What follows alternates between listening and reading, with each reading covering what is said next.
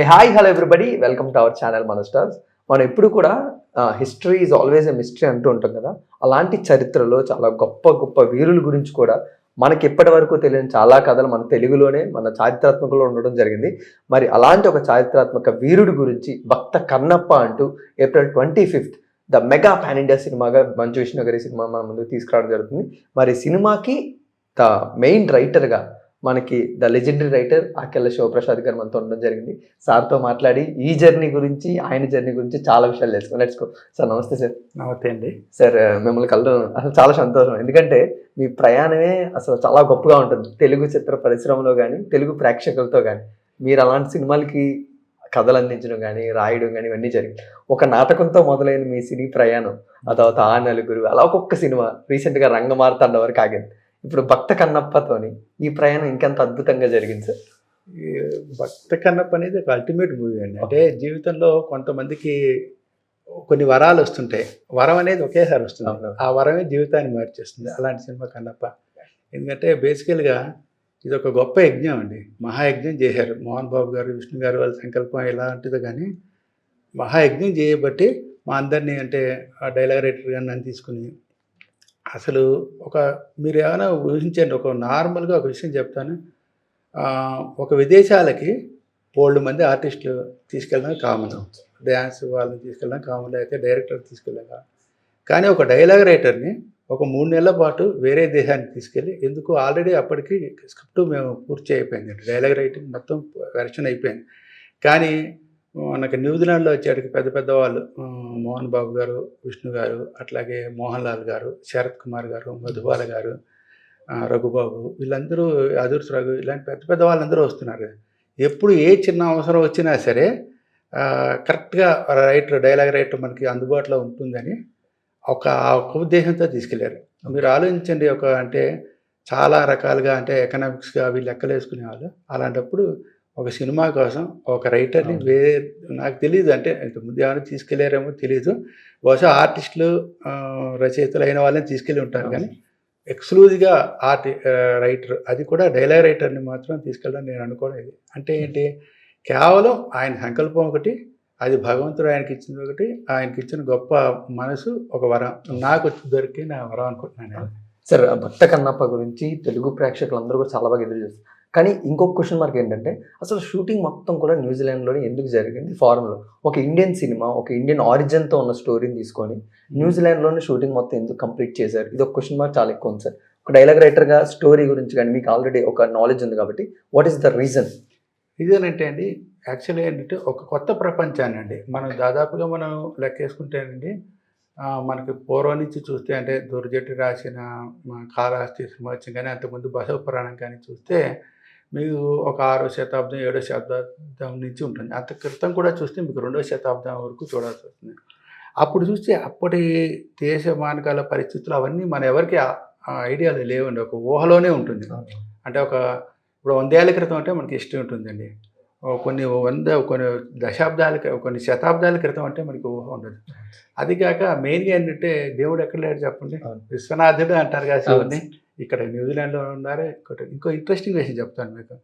నేను న్యూజిలాండ్లో వెళ్తున్నప్పుడు ఒకసారి మేము ఒక షూటింగ్ అన్ని దాదాపుగా రొట్రోవా దగ్గర ఉన్న ప్రాంతాల్లో చేశారండి. చేసినప్పుడు వెళ్తుంటే ఒక కొండ మించి మేము వెళ్తున్నామండి. అంటే ప్రతిరోజు ఆల్మోస్ట్ 1.5 అవర్ 2 అవర్స్ జర్నీ ఉండేది మాకు. ఒకసారి వెళ్తున్నప్పుడు ఒక క్యాబ్ డ్రైవర్ మాకు చెప్తున్నాడు, సార్ మేము చెట్టులోను, పుట్టలోను, కొండలోను కూడా మేము దేవుని చూస్తామండి అన్నాడు. న్యూజిలాండ్లో నేటివ్ ఆఫ్ న్యూజిలాండ్ వాళ్ళు. అంటే ఏంటి, పరమేశ్వర రూపం ఎక్కడ లేదండి. అంచేత కేవలం అంటే, ఇప్పుడు మనం ఇవాళ హైదరాబాద్లో ఉన్నాం, కాళహస్తీశ్వరుడు తలుచుకున్నప్పుడు కళ్ళు మూసుకుంటే వాయులింగం కనిపిస్తుంది కదా, అట్లాగే ఇక్కడ. అది కాక ఇంకోటి ఏంటి, ఒక అద్భుతమైన క్యాన్వాస్ కావాలి. కానీ ఒక స్క్రీన్, మీకు ఒక మంచి కథ చెప్తున్నాం, ఆ కథని చెప్పడానికి ఏంటి, ఆ బ్యాక్గ్రౌండ్ నేపథ్యం కూడా కొత్తగా ఉండాలి కదా. కొత్తగా ఉండడంలోనూ దానితో ఏంటి, మొత్తం ఓపెన్ లొకేషన్స్ అయిపోయాయి అనుకోండి, మన ఏదో సెట్టింగ్ ఇవి పెట్టుకోకుండా లొకేషన్స్ ఓపెన్గా ఉంటే వైడ్ స్కై, మీకు అసలు one of the best skies అంటే వైడ్ స్కై, ఆ వాతావరణం చాలా బాగుంటుంది. మేము మౌంట్ తారావీర అనే చోట వెళ్ళాం, అక్కడైతే చాలా హైట్లో ఉంటుంది. అంటే దాని ఆ అందం వేరుగా ఉంటుంది.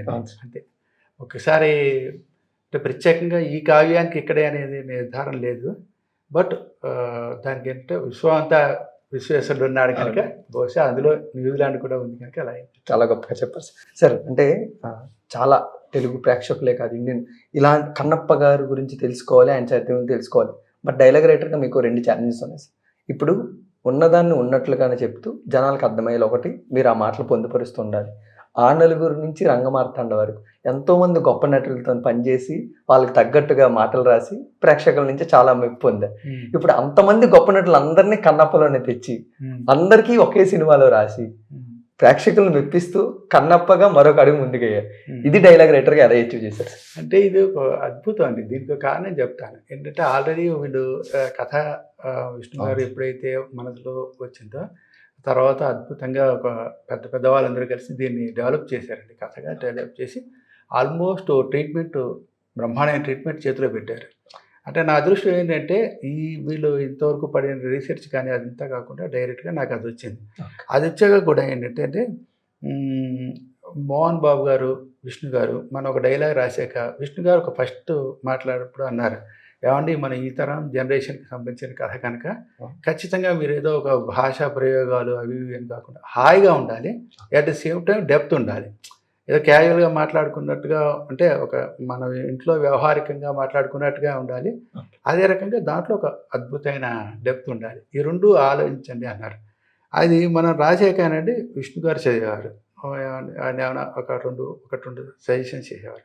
అక్కడి నుంచి మోహన్ బాబు గారి దగ్గరికి వెళ్ళారు. మోహన్ బాబు గారికి అంటే భాష మీద వాటి నుంచి ఆయన లెజెండ్, ఆయన గురించి మనం చెప్పొచ్చేది ఉంటుంది. ఆయన ఏం చేసేవారంటే ఏమైనా అబ్బాయి ఆకెళ్ళా ఇది కాస్త ఇది చిన్న చిన్న మార్పులు చేయాలంటే చెప్పేవారు. ఇవి అయ్యాక ఏంటంటే నేను ఇందాక మీతో చెప్పాను చూసారా, న్యూజిలాండ్ లాంటి చోటకి తీసుకెళ్ళిపోయారండి.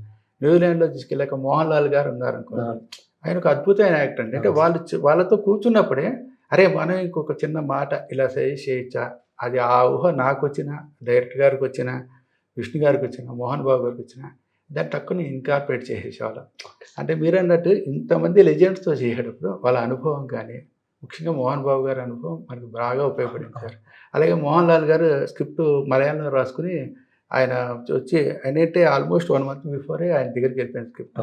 ఆయన దాన్ని ప్రిపేర్ అయ్యి వచ్చి అందులో 2-3 లైన్లు అండర్లైన్ చేసుకొచ్చి రైటర్ అయ్యాక మనం పిలిచి ఇదేంటి అంటే వాళ్ళు అద్భుతాలు సృష్టించగలరండి. కానీ ప్రతి అక్షరాన్ని అంటే వాళ్ళ భాష ఏదైనా మాతృభాష ఏదైనా సరే ప్రతి అక్షరంలో మీనింగ్ ఏంటి, ఆంతర్యం ఏమిటి, అంతరార్థం ఏంటి తెలుసుకుని చేయగలని మహానటులు అయ్యారండి. అట్లా అంటే బేసికల్గా నా అదృష్టం ఏంటంటే ఒక అద్భుతమైన లెజెండరీ సపోర్ట్ నాకు వచ్చిందండి. అంటే డైలాగ్స్ అనేవి భగవంతుడి దగ్గర బాగా వచ్చాయి. Super sir. శివుని ఆజ్ఞలు ఏదైతే చేమ కూడా కొట్టదండి, ఇలాంటి భక్త కన్నప్పలో ఎంతమంది లెజెండ్స్ వర్క్ చేశారు. ఇది శివుని యొక్క గొప్పతనమా, మంచి విష్ణువు గారు, మంచి మోహన్ గారు మంచితనమా, లేకపోతే తెలుగు ప్రేక్షకులు కోరుకునే ఏమనుకోవాలి సార్ దీన్ని? ఇంతమంది లెజెండ్స్ అందరికంటే ఒకటండి, శివుడు ఆజ్ఞ మొదట విష్ణు గారికి మోహన్ బాబు గారికి అండి. ఆయన ఆజ్ఞని ఒక సంకల్ప రూపం చేసి ఆ సంకల్పాన్ని మా అందరి చేత అంటే ఒక ఇందాక చెప్పినట్టు ఒక మహాయజ్ఞం అండి. యజ్ఞంలో మమ్మల్ని అందరినీ వాళ్ళు ఇన్వాల్వ్ చేశారు. అది వాళ్ళ గొప్పతనం. అంటే వాళ్ళకి ఊహ వచ్చిందండి. మీరు అన్నట్టు శివుడాజ్ఞ లేదు, శివుడాజ్ఞ అయిపోయింది వాళ్ళకి. అయ్యాక దాన్ని రూపకల్పన చేయాలి. రూపకల్పన చేసేటప్పుడు మొత్తం దేశంలో ఉన్న ద బెస్ట్ పాసిబుల్ యాక్టర్స్ ఎందుకు తీసుకొచ్చారు. కానీ నా అదృష్టం ఏంటంటే ఇంతమందితో కూడా మనకి వర్క్ చేసి డైలాగ్ రైటర్గా చేయడానికి. సార్ వాళ్ళతో ఒక చిన్న చిన్న మూమెంట్స్ మీకు ఉంటూ ఉంటాయి. మోహన్ లాల్ గారు, అక్షయ్ కుమార్ గారు, ప్రభాస్ గారు. సో వాళ్ళతో మీకు ఒక డైలాగ్ రైటర్గా మీ చేతితో రాసిన మాట వాళ్ళ నోటి నుంచి రావడం, అది దానికన్నా గొప్ప ఏమి ఉండదు. ఒక 2 మూమెంట్స్ మీకు ఏమైనా గుర్తుంటాయి? అలాంటి గొప్ప చాలా మూమెంట్స్ గుర్తున్నాయండి. అంటే మీరు 2 మూమెంట్స్ అన్నారు, చాలా మూమెంట్స్. ఒక మూమెంట్ చెప్తే అంటే ఒకటి చెప్తానండి మీకు. న్యూజిలాండ్లో ఎక్స్ట్రీమ్ వెదర్ కండిషన్స్ ఉండేవండి. అంటే మీకు ఎక్స్ట్రీమ్ వెదర్ కండిషన్ అంటే మనం తట్టుకోలేము. అయితే -2 degrees ఉండేది. 1 గంట తర్వాత ఎప్పుడైతే వాన వచ్చేది, లేకపోతే ఇంకో గంట తర్వాత ఎప్పుడైతే ఎండ వచ్చేది. ఇలాంటి సందర్భంలో కూడా వీళ్ళు ఎవరు అంటే ఏ ఆర్టిస్ట్ అయినా సరే, మోహన్ లాల్ గారు మౌంట్ తారావీరాలో చేస్తున్నప్పుడు 3 సార్లు 4 సార్లు వాన వచ్చిందండి. అది భయంకరమైన వాన. అంటే అక్కడ మంచు వానలాగా పడుతుందండి కొండ మీద.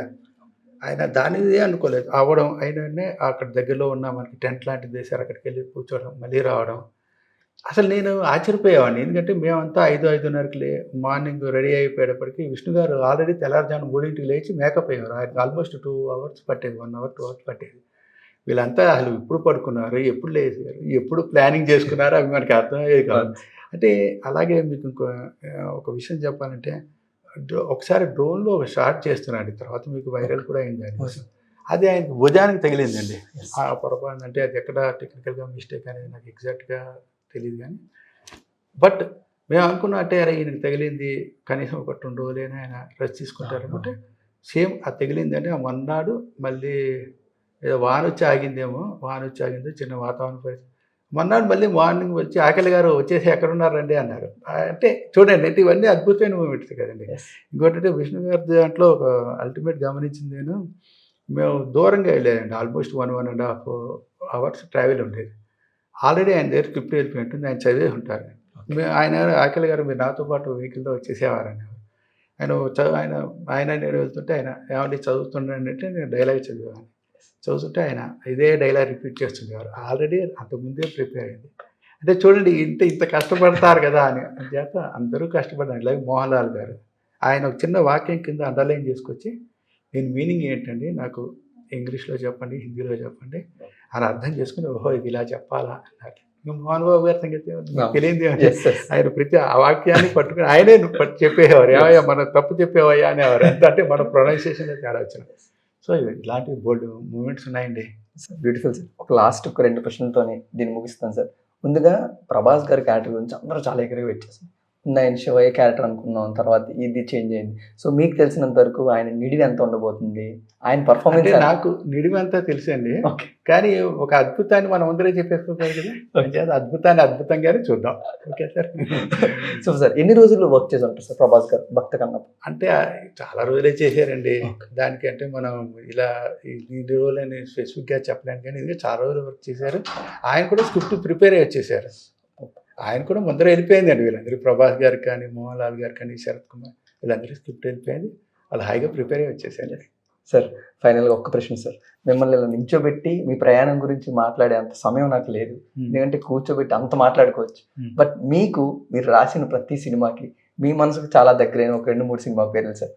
మాకైతే ఆ నలుగురు చాలా చాలా ఇష్టం. ఆ నలుగురు తర్వాత మీకు ఇప్పుడు అంటే మీరు ఆ లిస్టులో ఇప్పుడు కన్నప్ప చెప్తారు. నెక్స్ట్ సారి నుంచి నెంబర్ 1 కన్నప్ప చెప్తారు. తర్వాత రంగమార్తాండ అండి. రంగమార్తాండ కన్నప్ప అల్టిమేట్. మనకంటే కన్నప్ప ఎందుకంటే అండి రంగమార్తాండ అనేది ఒక సోషల్ మూమెంట్. అంటే అది డ్రామా లక్కీగా నాకు ఇష్టమైన నాటకాల్లోంచి సంబంధించింది కనుక అది అద్భుతం.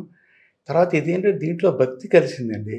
అంటే మీకు ఏంటంటే ఒక సోషల్ డ్రామాకి భక్తి కలవండి, డివోషన్ కలపడం వేరు కదా, అది సంగతి. సో డెఫినెట్గా ఈ లిస్ట్లో ఇది వస్తుంది, అది వస్తుంది. సార్ మీ చేతిలో మ్యాజిక్ ఎప్పుడు కూడా సినిమాకి నిజ జీవితానికి ఇప్పుడు తేడా ఉండదు.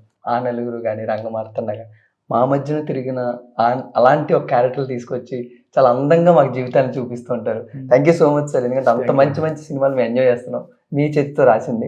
బట్ ఫ్యూచర్ ప్రాజెక్ట్స్ ఏమైనా ఉన్నాయి సార్ భక్త కన్నప్ప? ఉన్నాయండి, అన్నీ ఉన్నాయి. ఫ్యూచర్ ప్రాజెక్ట్ మోహన్ బాబు గారి దగ్గర ఇంకోటి ఉంది, సో ఇంకోటి కూడా ఉంటాయండి. అంటే ఒకటి ఏంటంటే ఫస్ట్ దీన్ని చూసి మీరు ఎంజాయ్ చేసేయండి, తర్వాత డెఫినెట్గా ఇంకా మంచిగా ఉంటాయి. Thank you so much sir. April 25th చాలా ఈగర్గా వెయిట్ చేస్తున్నాం. సో మంచి మంచి సినిమాలు చేసి మమ్మల్ని ఇంకా ఎంటర్టైన్ చేయడం మనస్ఫూర్తిగా కోరుతున్నాం. సో గైస్ మీరందరూ కూడా April 25th మన థియేటర్స్లో భక్త కన్నప్ప రిలీజ్ అవుతుంది. సో హ్యాపీగా మీరందరూ కూడా థియేటర్స్లో మీ ఫ్యామిలీతో వెళ్ళి సినిమాని చూసి ఎంజాయ్ చేయండి. Thank you so much.